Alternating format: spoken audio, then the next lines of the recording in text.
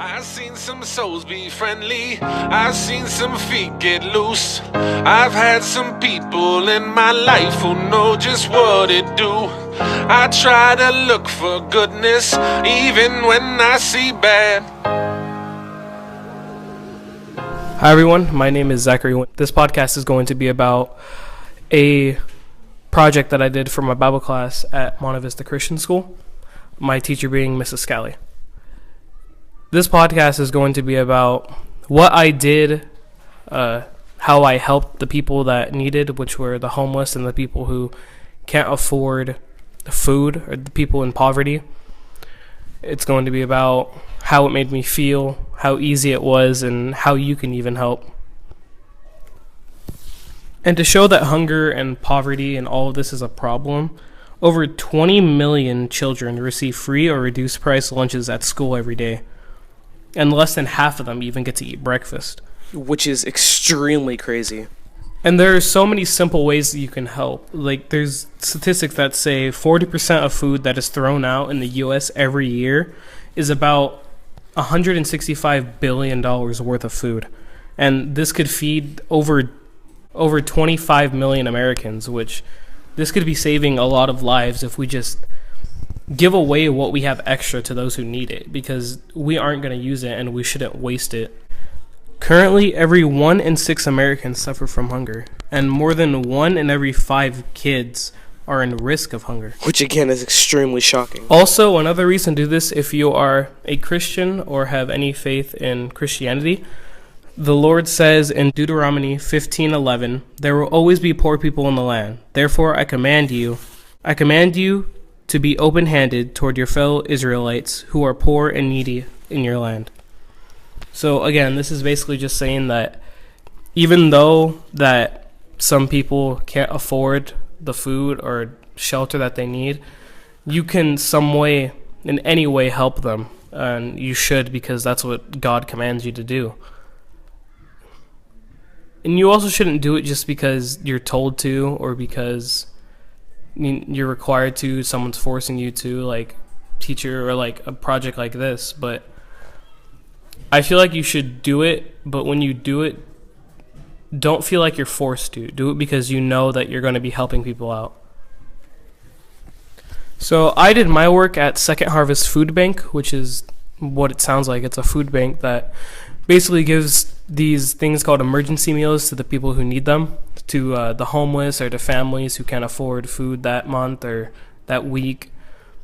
They basically package all that they have: fruit, vegetables, breads, all kinds of things that can feed a family, and they put it into this box that they hand it out to people on certain days.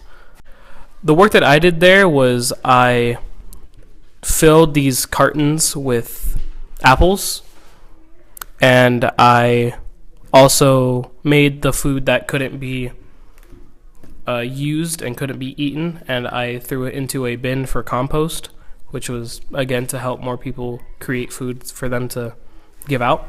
And all of this was given, it's basically just an organization that gives out food to people who can't get food themselves. And it's an amazing thing.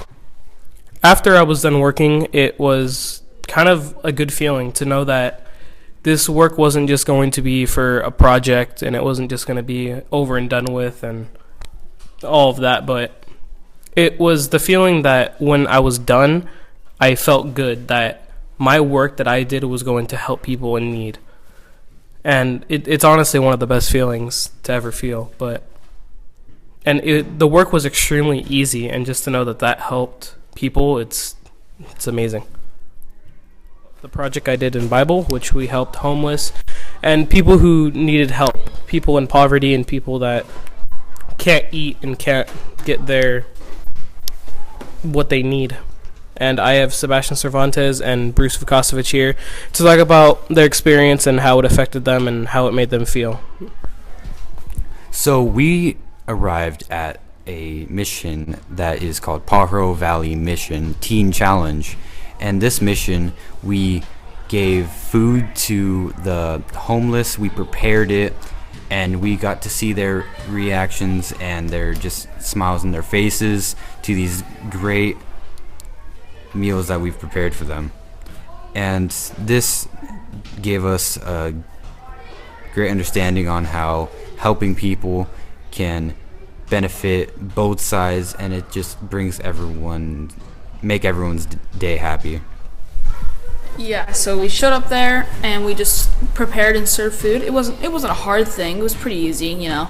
And also, it's not only that it makes them feel good, it also makes you feel good because you know that you're doing something right, and you know you're doing something that will not just benefit yourself but will benefit others. And these people don't really get meals that much, you know. And we get breakfast, lunch, and dinner anywhere we really go. But these people usually don't have meals, and making sure that they go to bed with a full stomach, you know, it always just feels good for anybody. This was probably one of the easiest projects that I did all year.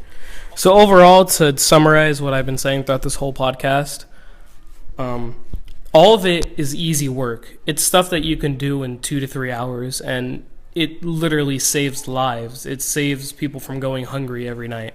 And when you're doing this, think about the people that you're helping. Don't just do it because, oh, I want to have good morals or I want to feel good about myself. But do it because you know that you're helping people, because it's such an amazing feeling to feel. And again, like I said, we could be saving millions of lives if we literally just give what we have extra to them. That is one of the biggest things that we can do, and the simplest thing for everyone to do. But another way that you can help is going to a local food bank and helping them prepare food, or giving out food to the homeless, saving up money to buy water bottles to hand out to the people that are homeless, or to maybe a family that you know that is in need of help and don't have the money to have luxuries like us to be able to eat every single day, breakfast, lunch, and dinner. And now, as I wrap up this podcast, I would like to say thank you to my teachers and everyone at the school for giving me this amazing opportunity for doing this project, because it was honestly kind of life-changing to think about everything that I have extra, and it was just an amazing thing. So thank you. I've seen some souls be friendly, I've seen some feet get loose, I've had some people in my life who know just what it do. I try to look for goodness even when I see bad.